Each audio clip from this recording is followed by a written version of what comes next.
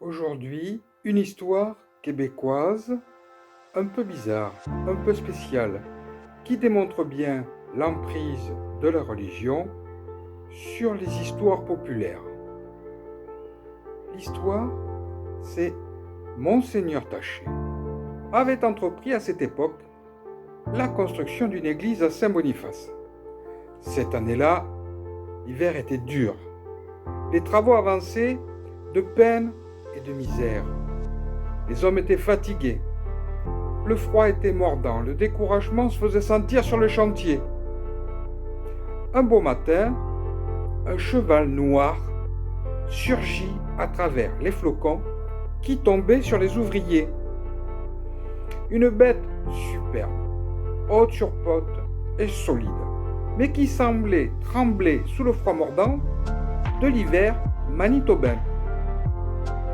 Les hommes s'approchèrent du cheval pour le caresser. Nul ne savait d'où venait ce cheval, il n'appartenait à personne des environs. Les ouvriers proposèrent de le nourrir et de l'héberger dans l'écurie du chantier. Monseigneur Taché accepta, mais à une condition. Personne ne devait jamais enlever la bride de cette bête. En aucun cas. Pas même pour la laisser manger. Le cheval devait rester bridé. Bien à l'abri dans la chair de l'écurie, le cheval retrouva rapidement ses forces. On le fit travailler sur le chantier. Les hommes l'attelèrent à une charge assez lourde, mais comparable à celle que les autres bêtes travaillant à la construction de l'église pouvaient tirer. Le cheval noir fit tout le chemin avec sa charge, comme si de rien n'était. Malgré l'effort, pas une goutte de sueur n'apparut sur sa robe lustrée. Le lendemain, on doubla la charge. Cet étalon ne ressemblait à aucun autre. Il était plus fort, plus résistant.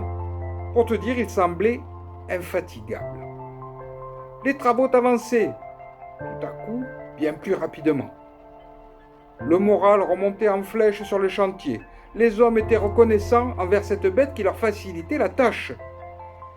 Tellement qu'un beau jour, l'un des ouvriers décida de lui enlever sa bride pour lui offrir un peu de repos. Après tout, la brave bête l'avait amplement mérité. Eh bien, à la seconde même où l'homme lui retira la bride, le ciel s'obscurcit.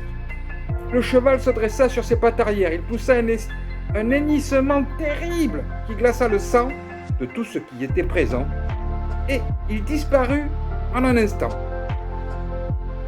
Tous tremblaient sur le chantier.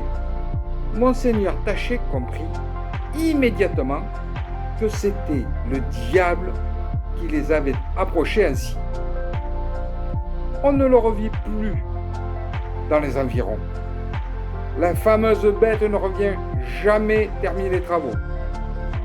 Si vous passez par Saint-Boniface, vous remarquerez qu'il manque toujours une pierre en haut de l'un des murs de l'église qu'a fait construire Monseigneur Taché.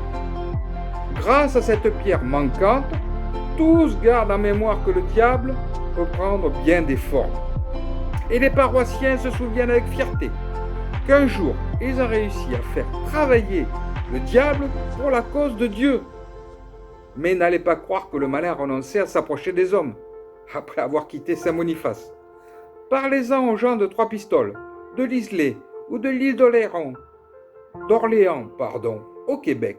Ils vous raconteront qu'on a aussi vu ce cheval rôder par chez eux. Si un jour vous croisez une bête noire, forte et infatigable, restez donc sur vos gardes, on ne sait jamais à qui l'on a affaire.